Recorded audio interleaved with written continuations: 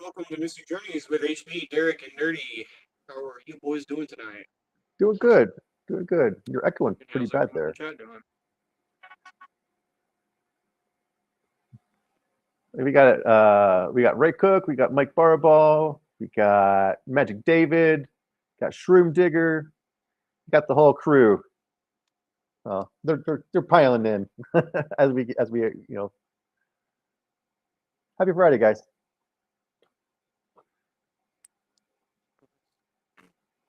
Okay, let me disconnect and reconnect with that. I can't hear you, HB.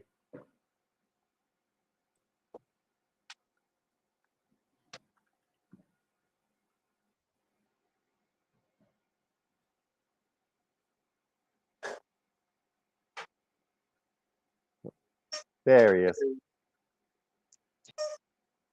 Go. All right, everyone. It's our 5 Agreement Friday. We got a pretty cool episode planned today. I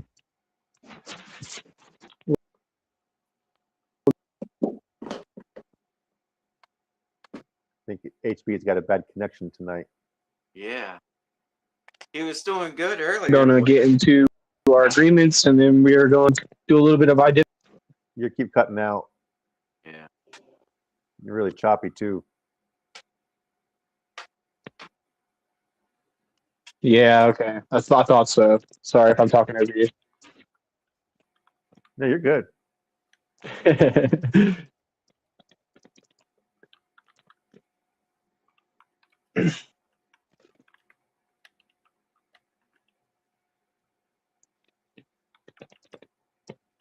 Let's see if I catch up here.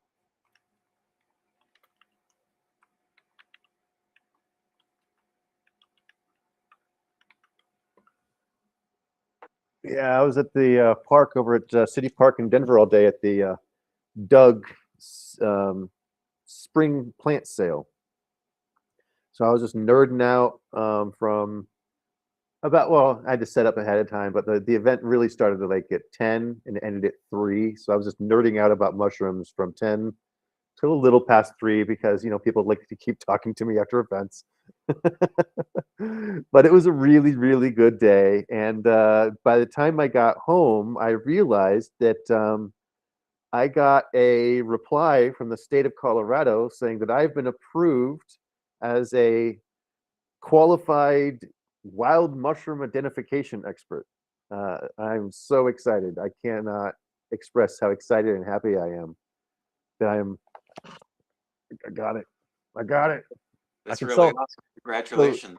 What that really means is I can sell mushrooms to the public that I found in the wild and to restaurants. So, and I have to just keep specific records about what I sell, what I collect, and when I sell it to who and whatnot. But I honestly don't really plan on selling mushrooms to anybody. I just wanted the qualification. Yeah. But who knows? Someone might want to buy some mushrooms from me. That's just not necessarily my intent with it. I am starting a foraging company, so I think that's a pretty important thing Yeah. to have the qualification of. Yeah. But yeah, so according to the state of Colorado, I am now a approved wild mushroom identification expert. Congratulations, buddy. Yeah, thank you. Congratulations. Super excited. I feel like the real deal now. I don't feel as much like a fraud. Well, I'm it's like you said, that guy everybody is a deserves it to phony. you. We're going to put you to the test later. That's what I was saying when I was cutting out. We're going to put you to the man. test later and see if we can get you to identify a mushroom. And maybe we'll make it a segment, maybe once every Friday or maybe once every single day if you'd like to. I think We can try to see cool. if you can. I think Go it'd ahead. be cool if we make a point to encourage our viewers to send in their mushroom pictures. I want to identify their pictures, not just random ones that get generated. Like, hey, Right, of course. but that's I get fine. it, but I'm still happy see, to play the game. benefit to doing. I thought about this today, and I agree with what you're saying. But the benefit of doing it this way is that we actually know what the mushroom is. We're taking a mushroom that we know for sure what it is, and then we're taking it and seeing if you can guess. What you know. But I do like, yeah, exactly right. So that way, I can test you. But if we're just like, if we're seeing what other people's mushrooms are, we have to get it tested and actually see what I'm it gonna is. need So to be able it's- to ask you some questions, like what does it smell Yeah. like? What does it taste Yeah. like? Does it bruise Yeah. any colors? And Yeah, I have all those basics for Okay. you. So yeah, for sure. But yeah, all right. yeah, we'll get into that a little bit later. Go ahead.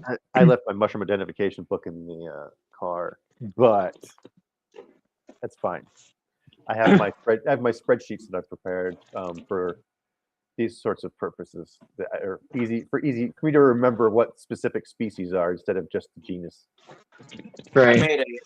I made a mushroom pizza, Ooh. and I don't know what kind they are.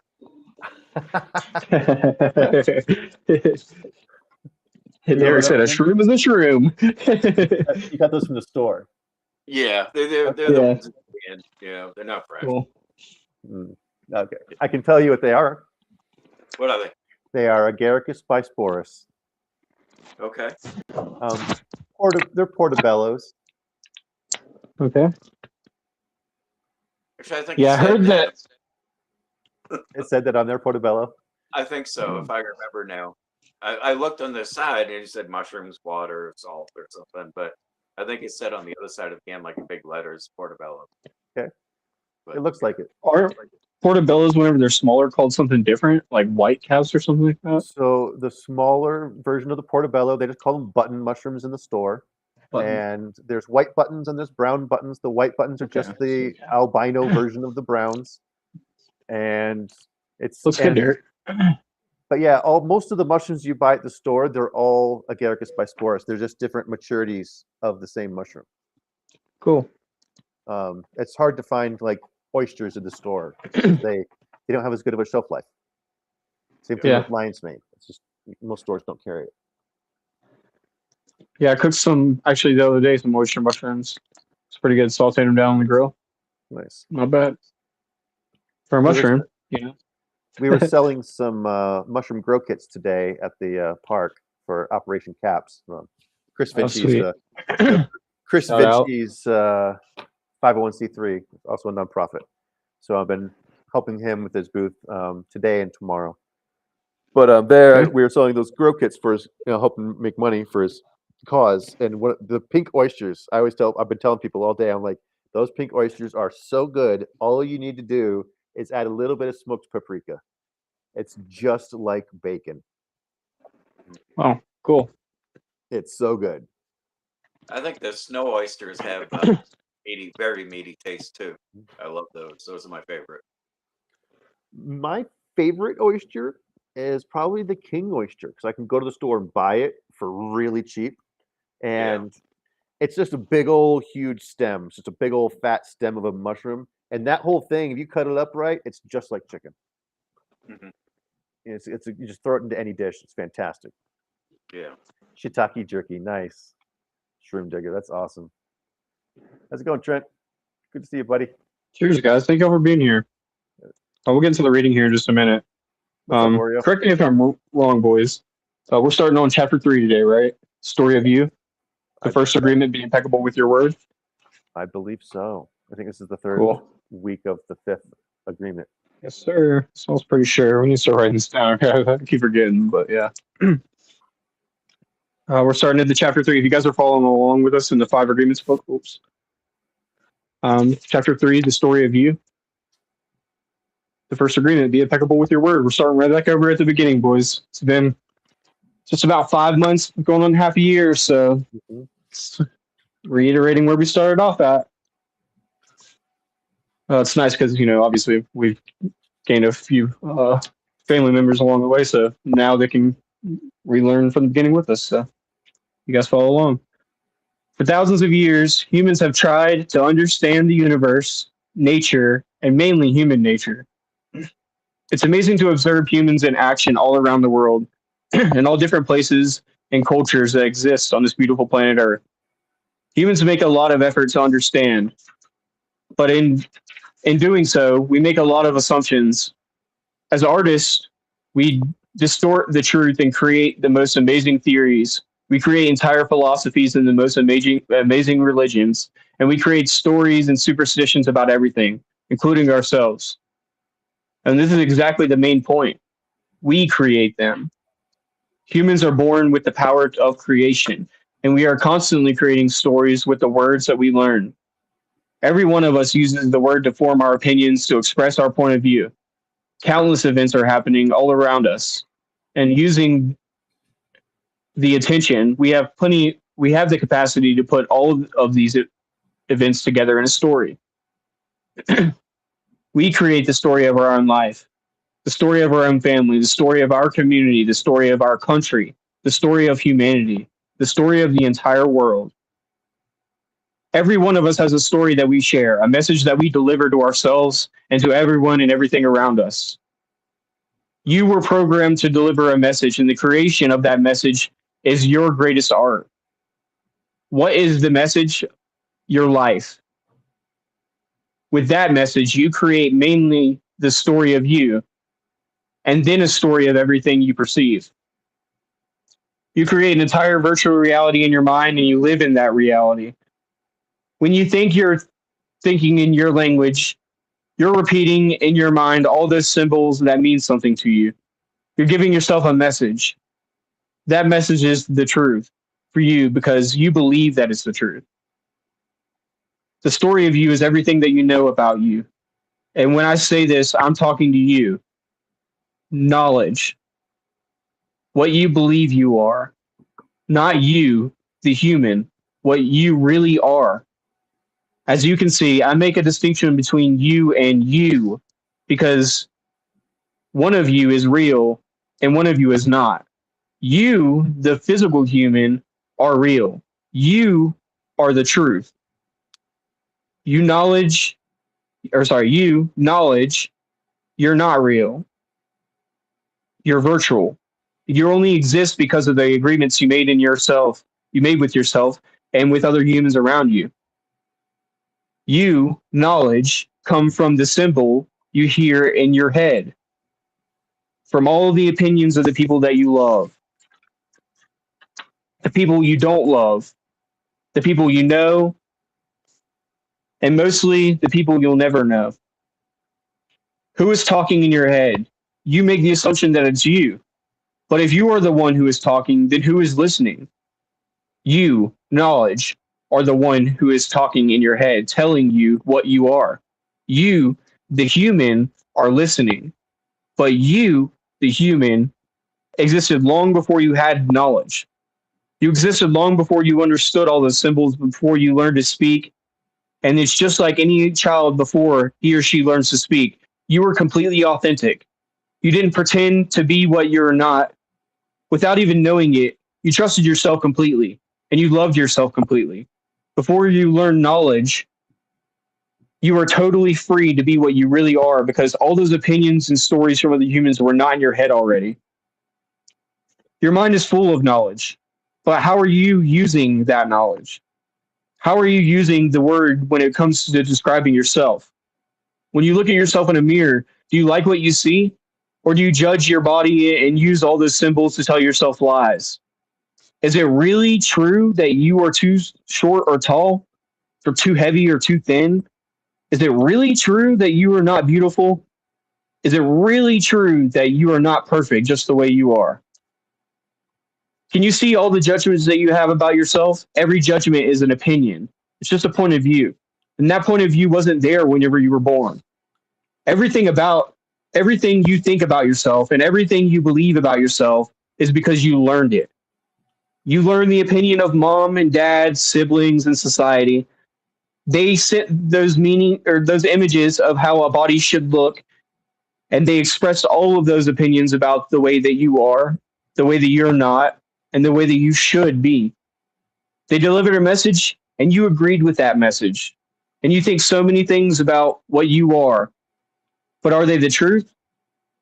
You see, the problem is not really knowledge. The problem is believing a distortion of knowledge. And that is what we call a lie. What is the truth and what is a lie? What is real and what is virtual? Can you see the difference? Or do you believe that voice in your head every time it speaks and distorts the truth while assuring you that what you believe is the way that things really are?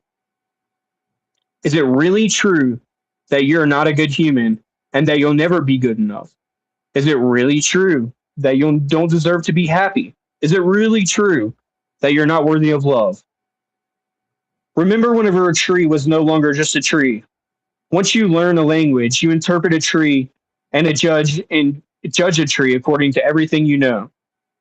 That's when a tree becomes the beautiful tree, the ugly tree, the scary tree, the wonderful tree.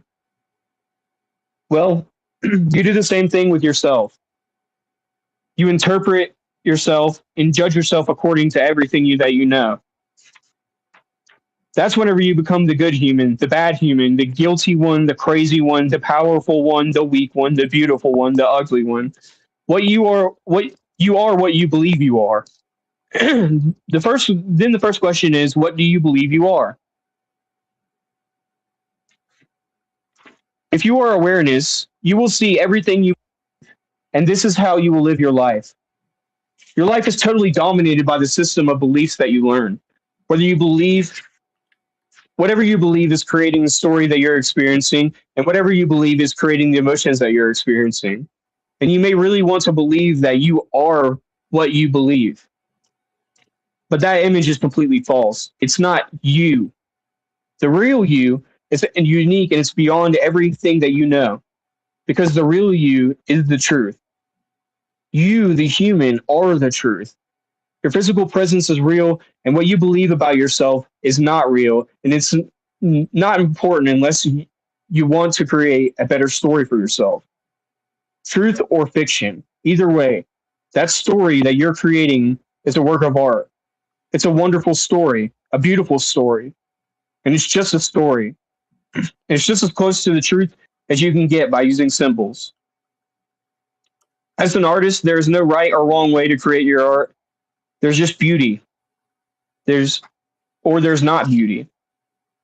There's happiness or there's not happiness. And if you believe yourself to be an artist, then everything becomes possible again. Words are your paintbrush, and life is the canvas. And you can paint whatever you want to paint. You can even copy another artist's work. But what you express with your paintbrush is the way you see yourself, the way you see the entire reality. And what you paint is your life. And how it looks depend on how you're using the word. When you realize this, it may dawn on you that the word is a powerful tool for creation. And when you learn to use that tool with awareness, you can make history with the word. What history? Your life's history, of course. The story of you. Maybe we should stop right there. Yes. We'll go ahead and stop right there. Question everything. 100%. Is this real? How do I know? You can create or destroy with your word. It's a magic tool. Yeah. Go ahead. I noticed the shirt changed, Derek. Oh yeah. Champion. I noticed my handiwork. And in the book, I could use so many metaphors to describe what they're saying in the book. That's basically what they're saying, is that everything's just symbolism anyway. But I heard Ram Dass talk about this earlier today, saying that basically, the road to enlightenment is really not a straightforward path like people think it is. They think that once you get more enlightened, that life becomes easier, things become easier to deal with. But that's really not true. Really what happens is there's so many times where you become, quote unquote, where you feel enlightened, and then you're like, one thing slips, and now you're like, oh, I lost it all. I feel like I used to have the enlightenment in me, and somewhere along the way I lost it, and then you find it again, and then you lose it. This is like the road to enlightenment. This is how it goes, up and down. Roller coaster, yeah. Yeah, 100%. And whenever you finally truly become enlightened, you're there because bad or sad moments they still affect you the same way they always have. You still feel sad or mad or whatever, right? But now, instead of it being a bad thing in your head, you reassociate it with this is an opportunity for me to learn. This Yeah. is like it's like a playground. It's like I was saying before. You might not like to play dodgeball, but it's like certain days you're like, screw it, I'll play dodgeball. It's fine, even though it's not what I prefer. But there's so many symbolisms to personify that in different religions, Christianity and Taoism, Buddhism, and on, and stories that people know, like just fiction stories, nonfiction, all things in between, just things that happen in people's lives that can relate to this is the symbolism of life.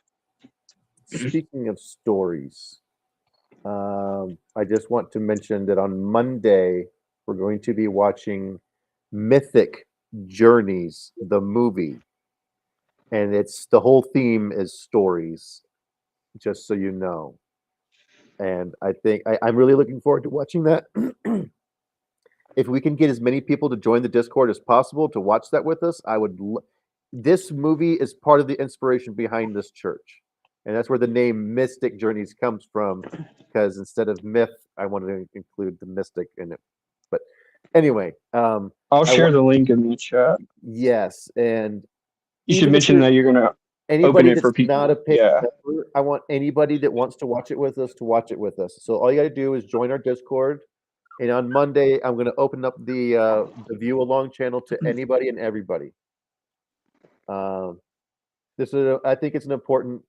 The movie gives us a really, really important perspective on religion and myth and stories and tribe and charity. Cool.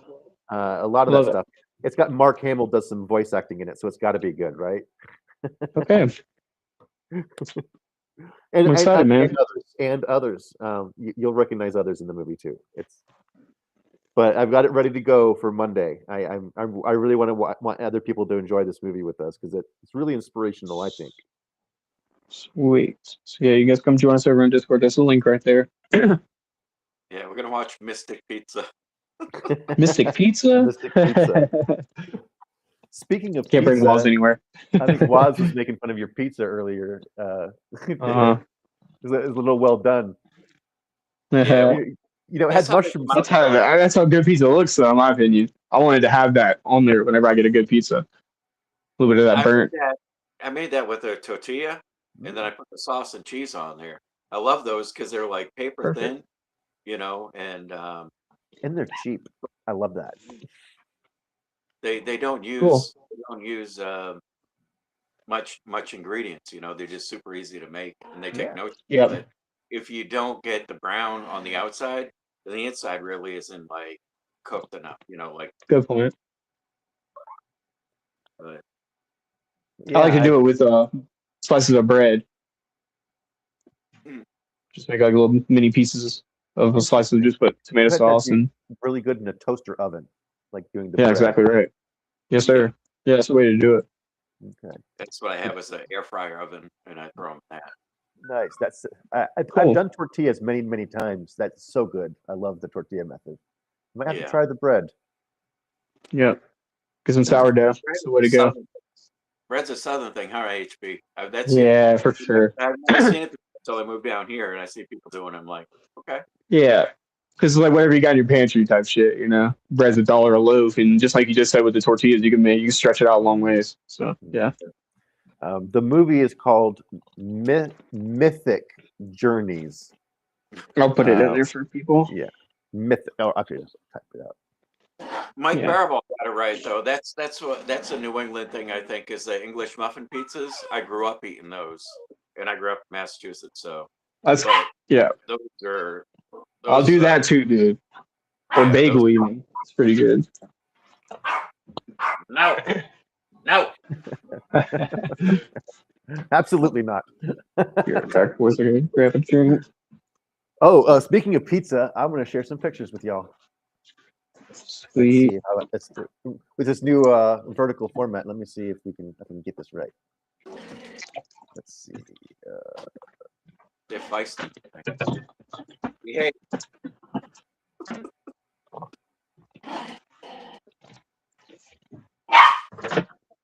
So I did this pizza the other day, right before the snowstorm.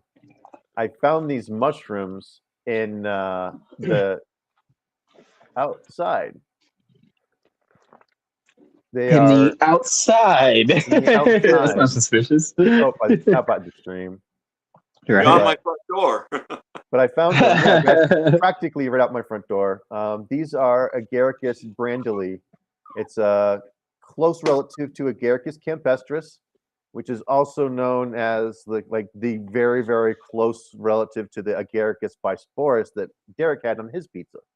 So it's basically the button mushrooms, but it's one of the wild versions. I just took a Red Baron brick oven cheese pizza and I just put my mushroom on it and then I cooked it. And it turned out delicious. Shroom says non-bread works too. Also sour bread or sourdough discard. Sounds out. good. It's really good. I'm So gonna try good. that. Yeah. And then today I was at the park today with with Davin. We had a good day. Cheers, Yeah. man. Looks nice. Operation Cap, shout out, man. If you guys are in Colorado area, you got to check them out. Get all your growing supplies over there. Sweet. We had a good day, and I'll be going back to the park tomorrow. Hopefully, I'll find some Agaricus at the park. City Park in Denver is known for having it's not a lot. It's not known for it, but the Colorado Mycological Society seems to think that Agaricus bernardii exists at this park, and I swear it does too, because they told me how to identify it, and I had it in my basket last summer. But the Colorado Agaricus expert, a buddy of mine, says that he has doubts that it exists in Colorado. And I'm like, dude, I had it in my basket last summer. So now I'm on a mission. I have to find this mushroom. And that's where that event was at. It was at that park. So I'm like, I got to get away from the table a little bit to forage for some mushrooms so I can try to find that bernardii. But I honestly, I can't wait to prove it right. Like, I'll be the first person to have like a DNA sequence bernardii on iNaturalist, and I can't wait.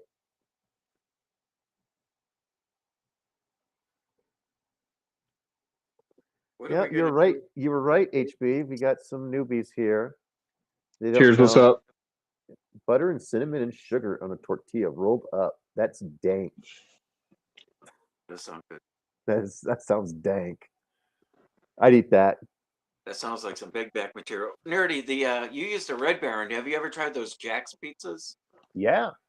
Cheaper the better, I say. Well, I like those because they're thin. I know the Red Baron. I think I got those before, and they're pretty bready.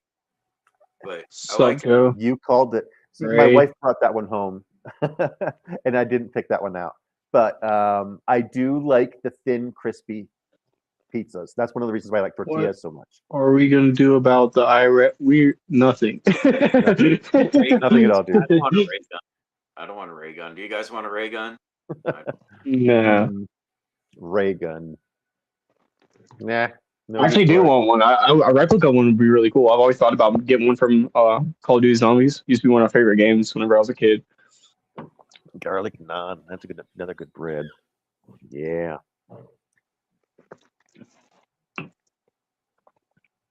Sourdough disc. We can make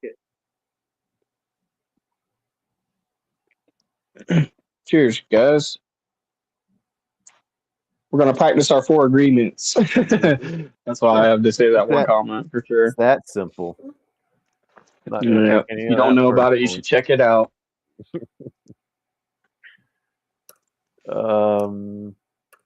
Yeah. What was this mushroom you said you wanted me to? I was just gonna ask if you want to pull the trigger on this. Let's see. So what we're gonna do here? I'm nervous because now that I'm an official. Wild mushroom. We're gonna put you to the test, dude. Don't feel bad because most people here, like, chances are, if you can't get it, most people here can't get it. So, like, you have nothing to prove to nobody. It's just a thing to see if it's like test yourself. You know what I'm saying? I'm curious because I like this game. Honestly, it's. I hope it's something that I'm already familiar with. Yeah.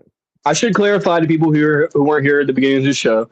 Nerdy was suggesting that it's kind of a good idea if we get you guys here to. Send in your mushrooms and then let Nerdy be able to identify them. And I think that's a great idea.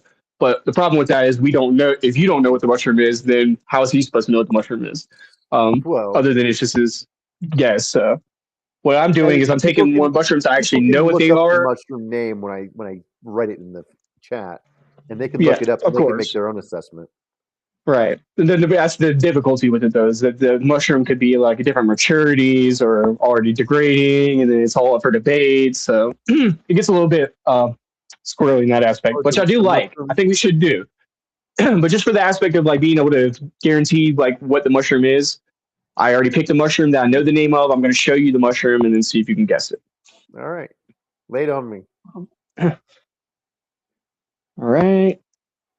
Here is. Go ahead. I was gonna say this sounds like it would be a cool segment to, people if they want to share. I mean, we already mentioned it, but kind of stump nerdy. Share your mushroom pictures that you find foraging, and give Maybe I can nerdy a post go. this up. Hold on a second. What do the gills look like? Let me post this up on here so it's a little bit more clear for you guys. And we're still open for Friend Fridays. If anybody wants to get on here with us, we haven't stopped doing that. It's just we haven't had people necessarily wanting to jump up here with us. So, I have a little Shroom Digger has a little brown mushroom growing in dirt or wood. Smells like dirt. Any ideas? Well, I think you described like 95% of most mushrooms. Dirt or wood. Smells like dirt.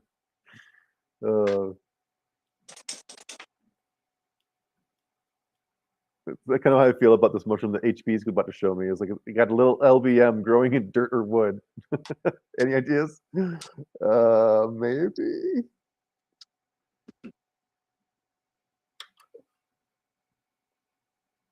set and setting for having a good trip. Intention. No expectations. Here.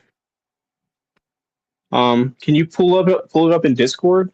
Does that be a possibility? I just sent it to you in Discord. You In sent it the to me in Discord. I can probably pull that out. Let me see.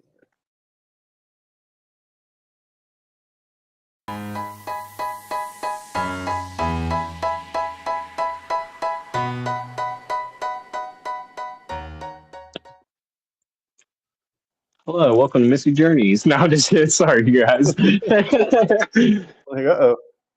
Let's see here. I don't have the picture yet, unless you sent it in the Mystic Journeys. The planning Yeah. tab. Okay. Interesting. Is that a Mycena pura?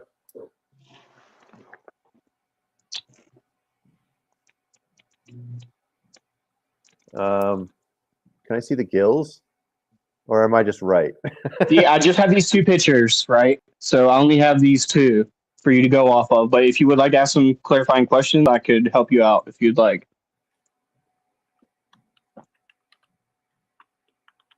Is it a Mycena?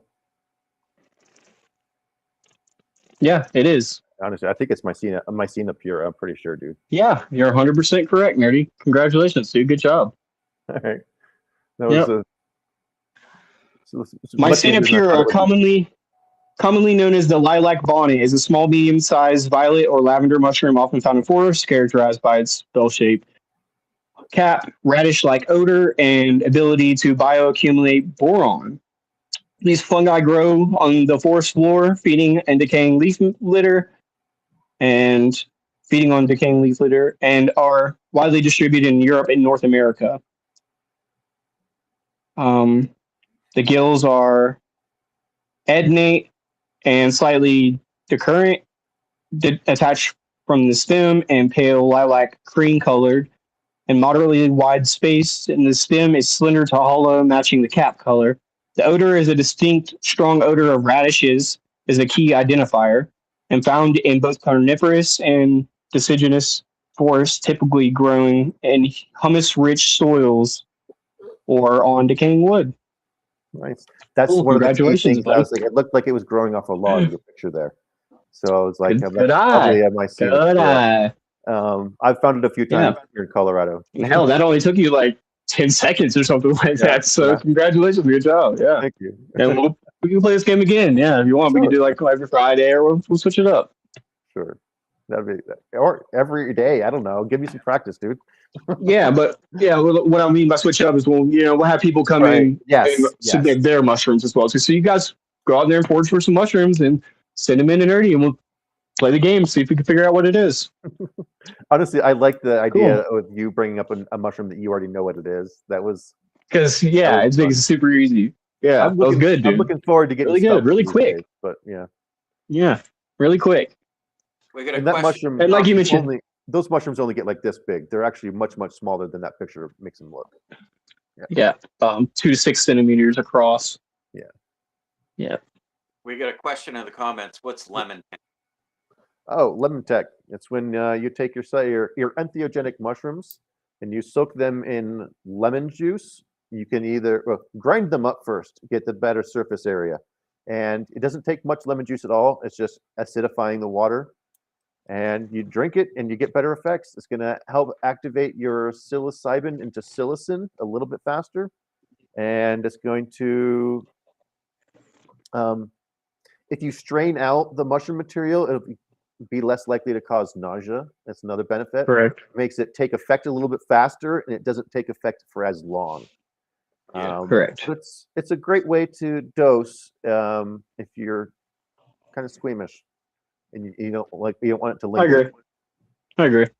There are way better ways to dose, in my opinion. Though I think that combining with other entheogens such as Blue Lotus and chocolate and even cannabis, it's really super great way to get the full experience of using mushrooms. But that's just me personally. Everyone has different opinions. Any secret to having a good trip? Set and setting. Correct. Pre-plan a good playlist that you know you're going to vibe to. I would add to that by saying know your dosage and know your source. Yeah. That's No good. expectations. Having intent helps sometimes if you're actually wanting to change something about yourself. If you subscribe to our channel, that's what we do. We do here. We talk about the use of entheogens and sacrament usage and how to use it properly. And we even have videos on our channel about the combinations of chocolate and bananas and things like that to make it a more enjoyable experience. So check it out. And I agree with Mike Barball that weed can help mellow out a trip too. Yeah, I agree. It could also cause it to go the other way too. So it's important to use caution whenever you're experimenting. Start low and go slow. Mm-hmm. On the scale of like mixing drugs, I remember there's this chart I used to study all the time whenever I was younger about how when you mix certain drugs together, it causes a certain effect. Well, mixing psychedelics like LSD, mushrooms, and cannabis, it can be a really nice experience, but it can also cause people a lot of paranoia, especially in higher doses. So it's just something to be cautious of. I'm actually going to pull this one up so we can talk about it. Let's see here. So Charles Xavier, thank you for bringing us the X-Men, first of all. Second of all, 3.5 to 7 grams. If you're not wanting to have a bad time, yeah, definitely lower that.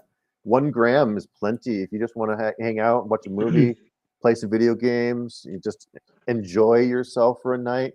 Yeah, 1 gram. That's a good amount. 7 grams, you're gonna be probably be bedridden for the night. But you won't be sleeping. Visit other galaxies. Yeah, you'll be like pulling the covers over your head, and it's like time to enter the underworld. But yeah, honestly, 3.5 it's more than most inexperienced people can handle. Very true. I would recommend combining it with 70% or more dark chocolate. That will really elevate your experience without having to elevate your dosage. Lowering the dose and adding chocolate, it basically it's balancing it out. You're still going to have a strong experience even if you lower it down to like bring it down to like a half a gram inside of like a dark chocolate. That's still going to be a good experience. I've gone to Meow Wolf on a half gram in chocolate, and wow, that was intense. It was fun though. I had to sit down and catch my breath a couple times. I was like, wow, this is just too much. I love that place. It's fun. We need to go back. Those chocolates that I gave you are half grams. They're 50% dark chocolate though. So not quite there, but still pretty good. I like the flavor of those though because it's way more easy to digest. I do not like chocolate, man. The darker it gets, the harder it is for me to try to eat. Got another question here. I can't quite see it. Although, what does it say? I'll pull it up. It says, is it normal to go through an uneasy feeling for the first 30 to 45 minutes after it hits? Yeah, it happens a lot. I think that's very common. Not every time. It depends on the strain and your personal chemistry. And I hear a lot of people get that from PE, but not so much from like the land races like Golden Teacher. It seems like the less that it's been messed with by humans, the less of a buildup of an anxiety you get. And also, it's better to go with the milder strains. The Golden Teacher's a tried and true, nice and medicinal. It's just not going to hit you. It's not going to hit you hard. That's why if you follow this show, you've heard me talk about it several times on the show. It's a big thing I like to try to advocate for is people incrementally dosing, starting with 1/4 gram or 1/2 gram and taking a 1/4 gram or 1/2 gram more every 30 minutes to an hour to slowly let your peak rise. Cuts out a lot of that pre-trip anxiety. But I remember seeing a meme of this guy walking up to someone and says, "Hey man, when does the pre-trip anxiety stop happening?" And the old wizard, he's standing there. He's like, "That's the fun part. It never does." So that's really a good way to look at it. It's like, it's built into the experience that it has that weird, like, holy crap, I'm falling off a roller coaster feeling. So I like it.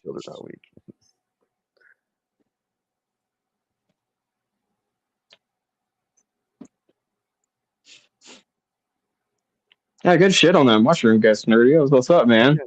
I was surprised how quick I got that one, honestly. I don't know. I was like 10 seconds. Like, I gotta go back and check that. I was like quicker than the wind. I looked down, I'm like, is it?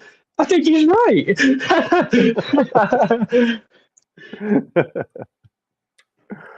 Oh, that's funny. See, that's why I'm a approved wild mushroom identification expert.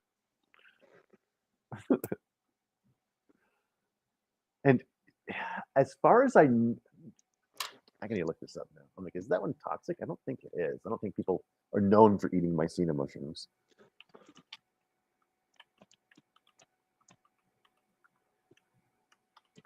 But they're pretty. Yeah, they are. That's what I thought. Interesting.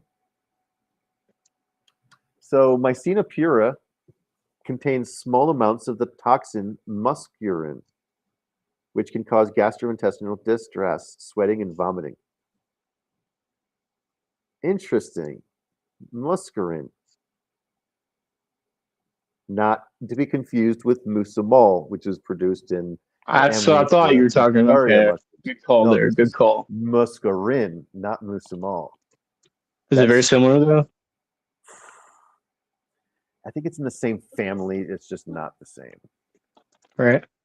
Different effects. And David says here he had a gram on both of his previous trips, and it was fine. I like personally a gram is my favorite trip. Like a lot of people might think of me like a tripping guy or whatever, but it's like I don't trip super often. When I do, 2.5 grams max, maybe. If I trip really hard, it's going to be on DMT more than often than not. Yeah, I don't see why Charles Xavier says he had some bad trip stories too long for a comment, but very funny. Maybe one day we'll have a segments where we share trip stories. Yeah, sure. Why not? Cool. Someday. Heck, I like having guests on. We can having some guests on and tell their stories, and we can all share stories. 100%. The way it should be. You just need to light a campfire.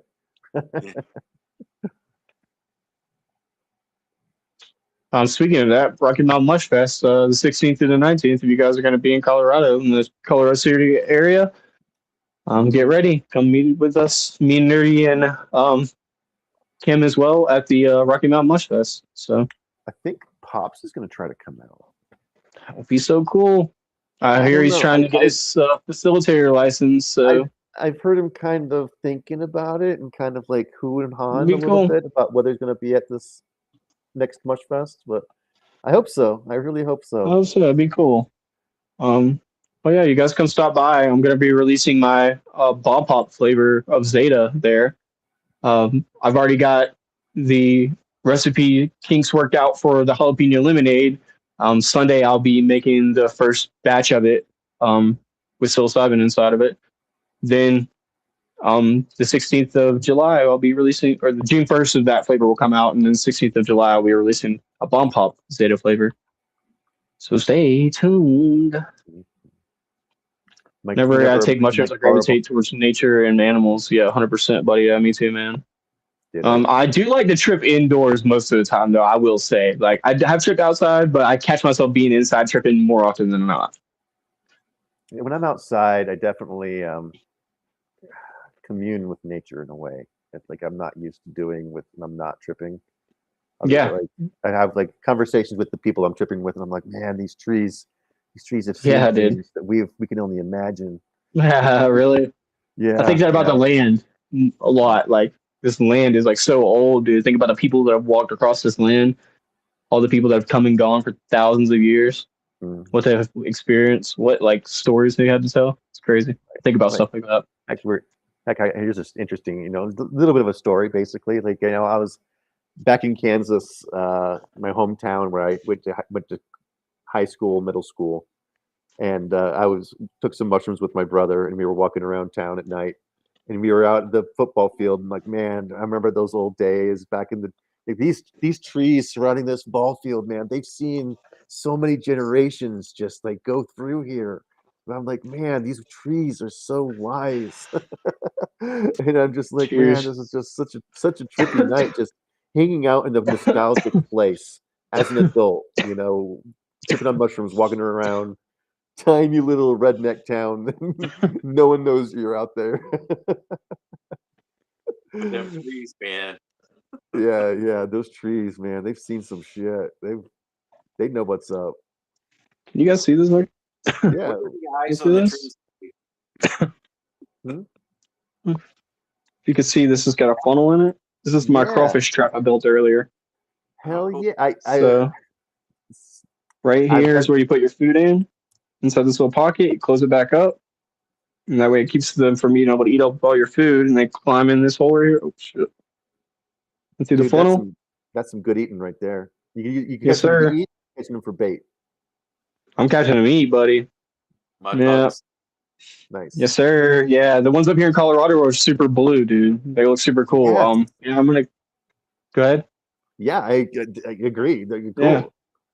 Yeah, so I'm gonna catch some, and I'm gonna catch some trout. I'm gonna get a day license out of state, and then go up there and fish for a little Dude, while, and I fish while love I'm fishing. I love that you built that.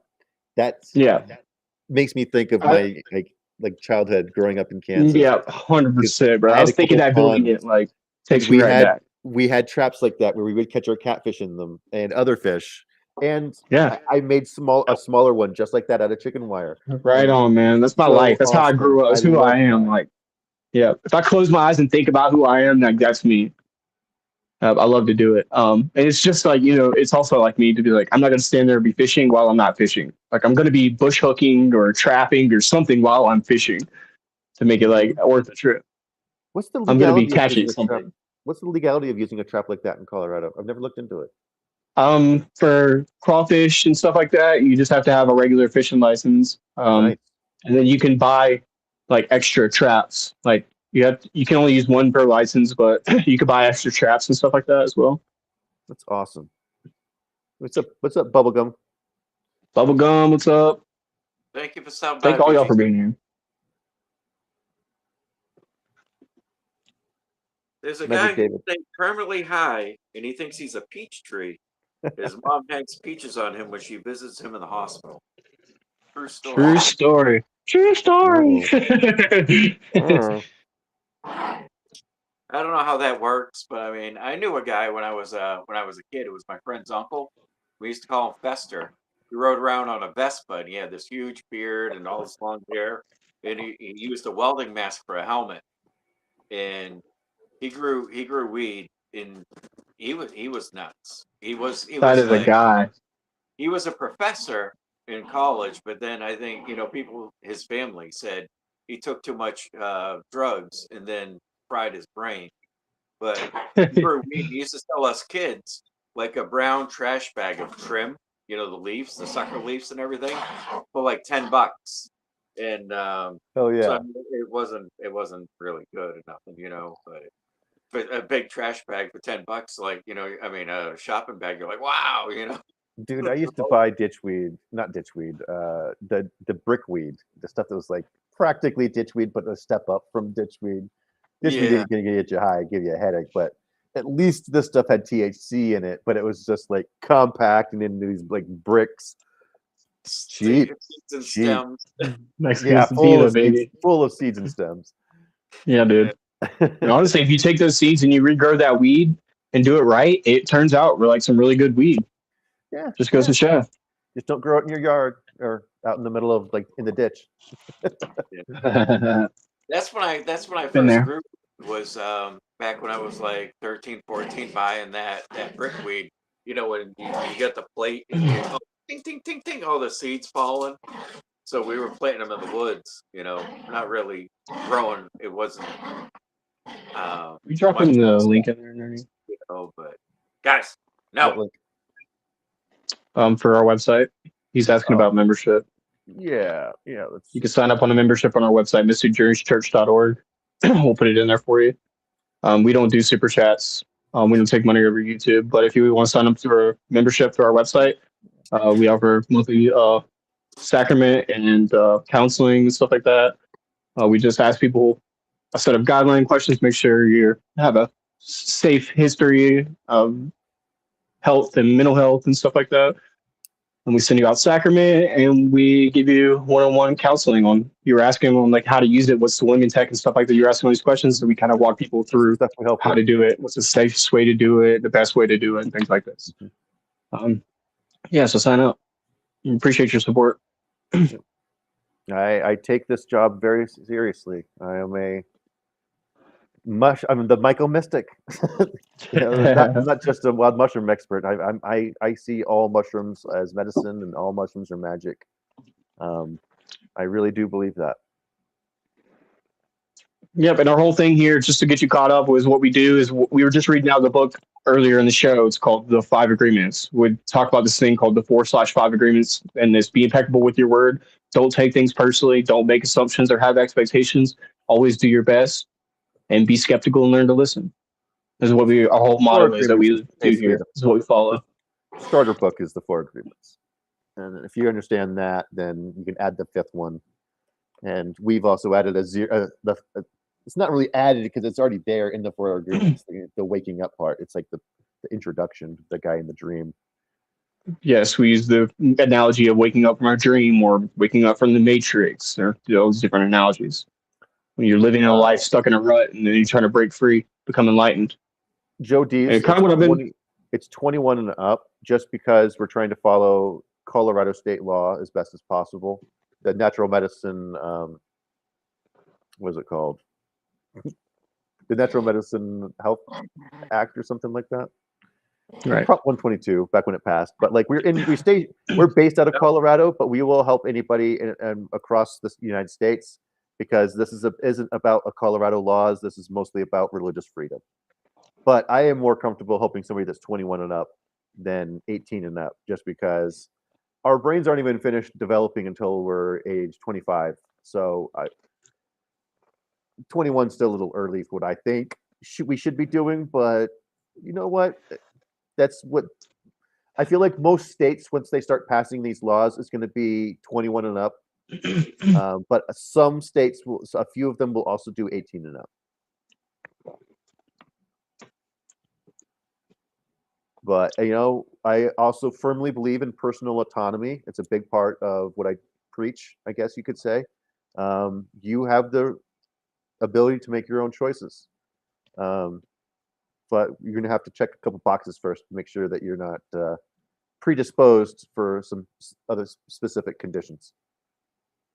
And we have a little questionnaire that we've developed. We're still kind of polishing it up as we go along through the weeks, but we basically just ask you a series of health questions. It's almost finished. We just need to work on our privacy policy on our website. Correct. So we're not saving anybody's personal information. Whenever you send us this information, I highly recommend you delete it right after. As soon as we confirm that you're over the age of 21, I don't need to see your ID again. We we check that box on your account, and we know you're 21, and that's all we needed from that point forward. And I don't need to know your address until we send you something. If you want to block out of most of your ID information, that's fine. I just need to know your age. That's pretty much it. Your age and name. I need to know that you're you, and I'm dealing with you. So ID next to the face, and then as soon as we get confirmed, just delete it. But we need to add this policy to our website just for legal purposes. But if we need to add it sooner than later because someone's needing it, then light the fire because I'm busy. Basically, they just want to know if you're crazy, but that's not exactly true, Mike. I get you're just joking, but really, there's like health things too. Like people could have heart conditions or epileptic Yeah. seizures and stuff like that, and these can be super dangerous. Yes. Yeah. You gotta- that's why I'm Signing up on the website also, specify the Mystic. Like if you want to sign up on the HP, then you'll be eligible for like the Zeta drinks and his spiritual guidance and everything. So, Correct. Just put your designated mystic whenever you sign up for the membership. That's exactly right, Mike Baraball. He deleted his message, but I won't repeat it, Foxy. Hey, cheers. Yeah, we just want to know that you're not We'll gonna. see you later. Have a great night. But yeah, what I was making a point of earlier, this is what I was talking about on Pop Show. I talk about it so often. It's kind of the idea of the triangle. This is the most stable shape in nature, and you have a mental, physical, and social to keep that triangle balanced. And your physical health, the way you exercise, the way you eat, your mental, the way you practice these agreements and things like that, and then your social, the way you have interactions with people in your daily life and online or anywhere, right? It kind of curates your life. It's the stability of your life. And if one of those things falls, then you're kind of like wobbling around, especially if you don't have anything else to stand on, like a good group of friends or a hobby or something like that, right? These are like things that you kind of fall back on whenever your social gets out of whack or your mental gets out of whack. But if you don't have those things, then you completely fall down.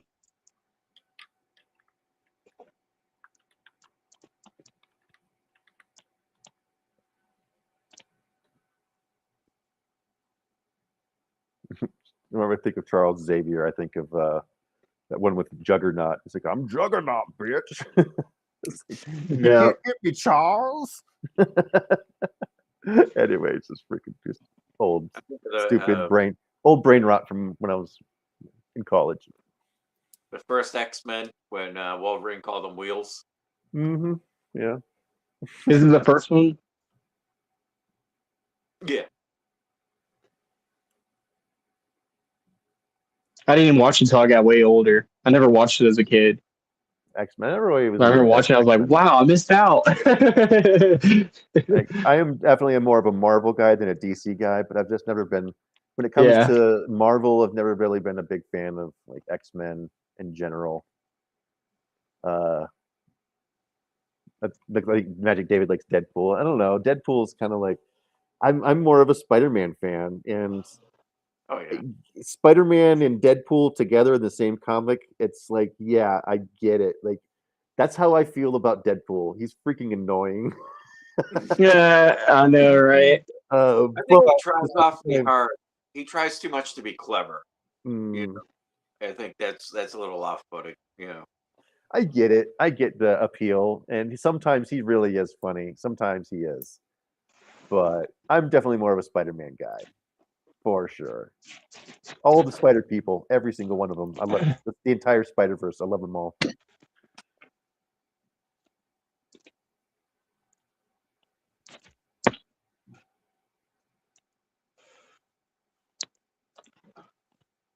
Oh man. If you guys are part of our $5 membership, you guys can come over and join us on Minecraft here after the show. We're going to be joining up playing for a little while. It's part of our $5 a month membership perk. You guys can come in and join the realm that we have. We actually have a Mystic Journeys Church and Headbuster Hotel. It's a whole world that we built. Yeah. Come over there and play Minecraft with us and hang out, guys. It's really cool. Our church exists online, so we've got it on our Minecraft. In real life. Yeah. So come on over there. We'll get you everything you need to get started, and you can come hang out with us. Yeah. If you can't call your mothers on Mother's Day, don't send her a text. Call her, hear her voice. That's good stuff. Really for both of you, is it boosts your feel good in your brain and stuff. Good advice. yes, assuming you don't have a strained relationship, but Mm. if you can call Good it, stuff, man. you know, Also, red carnations if your mother's alive, white ones if she has passed. I think this is going to be my mom's last Mother's Day. So Mm. white Yeah. ones next year. Enjoy it. Yeah. Yes, sir. Oops. Did it here. All of here is that stand up even whenever they can't actually beat the enemy. It's just the principle. Moomin Rider. He knows what I'm talking about. Moomin Rider. He's great. Superhero that doesn't really have any superhero powers at all, but he stands up against like the baddest of the badasses and gets his ass kicked. I'm not He's sure what a happened with Ryan good Reynolds, but guy. I've never been a fan of him personally. It's got weird vibes from him. It's like, how can you judge someone you never met? It's like stuff you hear in the media and shit. It's like hard to judge those people like that. Yeah. Yeah. I try to not pay attention to the controversy stuff. But enjoy the show. Mhm. Yeah, We all have different opinions, and yeah, dude. someone's political opinion or whatever. But if they're just a straight up trash human, then that does make it more difficult. I've lost a couple of musicians like that, dude. Where it's like I can't listen to this musician no more because of the dirty things they've done or think dirty things they're doing or whatever. It's like, God, Yeah, because I think ruins if you it. listen to it or you watch it, then you're kind of agreeing with, not you. You're Yeah, that's the that way I feel. It you know. feels that way, but is it that way? I don't know. It's a great philosophical question, really. I'm not mature enough to answer that question. I think about it very often. Like if I'm friends with somebody who's a piece of shit and they've done something horrible and I'm just there to be their friend, does that make me a bad person? Am I supporting them? Am I supporting what they've done? This horrible thing they've done? I don't know, There's man. a lot of That's factors why that I had to plays have into friends that. like that. How long So ago it's like did they do that? Did they admit that they were wrong? Did they know that they were it's wrong? all circumstantial, dude. Fuck everything's circumstances. Difficult. Think about it a lot. If you guys know in the chat, let me know. I'm still learning. I think those are the things like I was saying before. It's like they're like when you start to graduate and get to the college level of emotions, these are the questions you have to ask yourself. Like, I don't know, man. What is it a good thing? Is it a bad thing? Am I a bad person? Am I a good person? We're just having that conversation this morning. It's like just because you do bad things doesn't make you a bad person. Well, that means doing good things doesn't make you a good person. And if you do good things, doesn't that mean you can't be a bad person? Or does doing bad things mean that you can't be a good person? Everybody's a good person sometimes, and everybody can be a bad person sometimes too. I try to start off with the assumption that everyone's good until they prove otherwise. I don't like listening to usually what other people say about someone, because that's Good point. me jumping aboard their assumption or whatever, So it's like Yeah, I'd rather breaking our find out first agreement. information, but all at the same time, if someone's done you dirty, you could give me a heads up, and then I would Mhm. proceed with caution, but not just assume that That person's part. trash because they did this person wrong, because you're only hearing half the story. So There's people in the local community that I've had to deal with where before I started dealing with them, people warned me to stay away. And I'm like, well, it's the who I am. I have to give them a chance to show me what this person has warned me about. But I'm happy they were vague enough to not really give me too much details because I was able to form my own opinions as I got to know them. yeah, And yeah, I'm not dealing with that person anymore, or a Yeah, couple people. 100%. Um, It's really hard to be on either side of that without breaking your first agreement and not Yeah. gossiping, right? Negatively about people. yeah, Because how do you say something that is warning to someone without saying a negative thing about another human being? It's difficult. I think about this whenever I think especially about my first somebody agreement. that's well connected in your local community can do terrible, terrible things to you reputationally, just because Yeah, I guess. they don't have ethics and they lie, and that's one of the reasons why I don't deal with them anymore because they started lying about me. Like, okay, out, gone. Good thing I have good friends that told me what was being said behind my back. And Right. I saw the messages and I was like, wow, using my biggest weaknesses against me. That's amazing. My biggest weakness, I will tell you, forgetting people's names. I do that. I'm guilty of that too. So Hmm. And I feel guilty about it. No, it tears me up. Just as here, all you can do is help them to see their errors and guide them towards being a better person. Um, and not just for themselves, but for everyone, because true friends never bail whenever things get rough. Yeah. Good point. Yep. I feel that. yeah, you might be Yep, the it's only a good positive point. light, you know, the only positive thing that they have going, and then just discard them because you know their reputation, they're not going to grow from it. They're going to go back to being whatever, you know. But if you can lead by example, you know, and proceed with caution, obviously, I think you know that's an opportunity for growth for them and for you because it's going to be uncomfortable, right? You know, if you,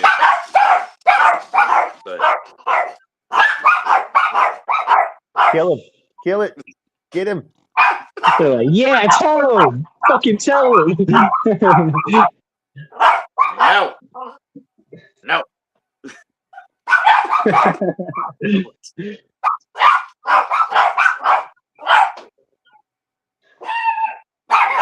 There's another one.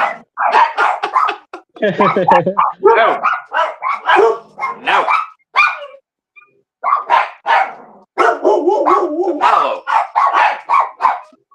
But yeah, I'm not for everybody. As Joe's saying, if they're gonna frag you, you gotta cut ties with them. Like, yeah, it's nothing personal.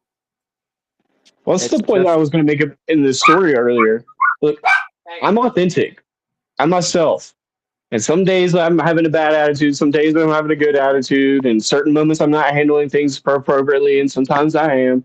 But at the end of the day, I try to do what they were talking about in the book and what we talk about so often with our karma yoga. I let the universe speak through me. And I act through God or through whatever higher power that is out there. I don't do it with the intentions of getting money or fame or attention. I just do things that are good. And if I mess up along the way, I fix it. And tomorrow I try my best. That's all I can do. yeah.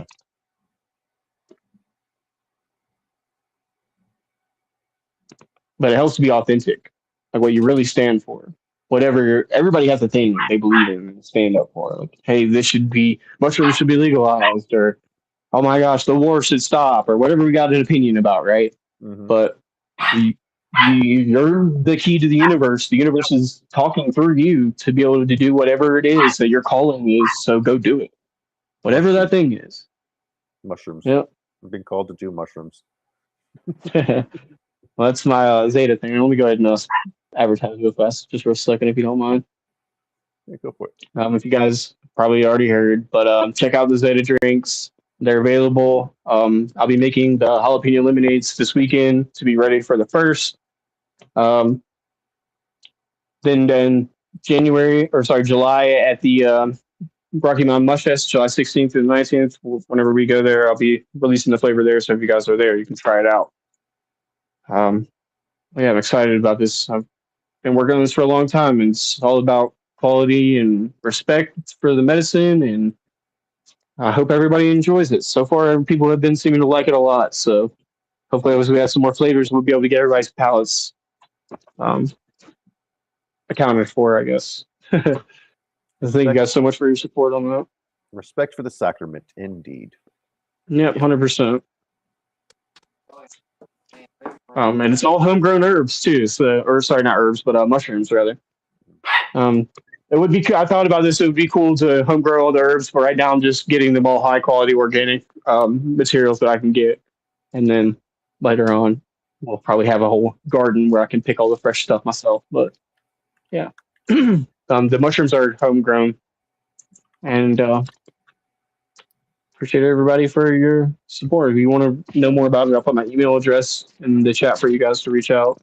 If you want to get them, sign up through our membership at mysticjourneyschurch.org. I don't think Get we out and need go to- foraging. Yes, yes. I don't think we need What were to you do gonna say? the outro today because it's not formatted correctly. I think we'll just Okay. say our goodbyes Perfect. to everybody before we go. And I think Cool. Derek has a guest. But my son came out. That's really done. They were all excited. Yeah, I wasn't expecting him home yet. I thought he was working later, but We're good. Cool. But yeah, get out and go foraging, guys. It's that time of year, and if you guys sign up on the iNaturalist, go find Nerdy on there. Colorado Micro League. I think that's it. Tomorrow, no riffing with HB. We're gonna take a day off. I'm gonna go fishing, so no riffing. But yeah, we'll catch you guys next Thursday for riffing, and next Little Monday video. Make a little video fishing with HB. Maybe I will. Maybe I will. I'm gonna take some mushrooms and go fishing, dude. That's what Have I'm a little- fucking planning on doing. A little philosophical moment while fishing. that'd be Cool, awesome. man. Yeah. Pops is not Let's see going what to- happens.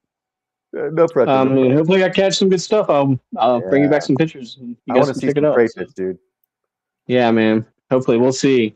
We'll see. I got a pretty big trap here, so anything can happen. I hope so. We'll I see. want to see. I'm excited. All right, guys. Everybody, have a good night. Remember, practice your first agreement. Be impeccable with your word. And we'll see you guys on the next episode of Mystic Journeys. Bye, everyone. Great night. Have a good one, everybody. Great weekend. Thank you for being here.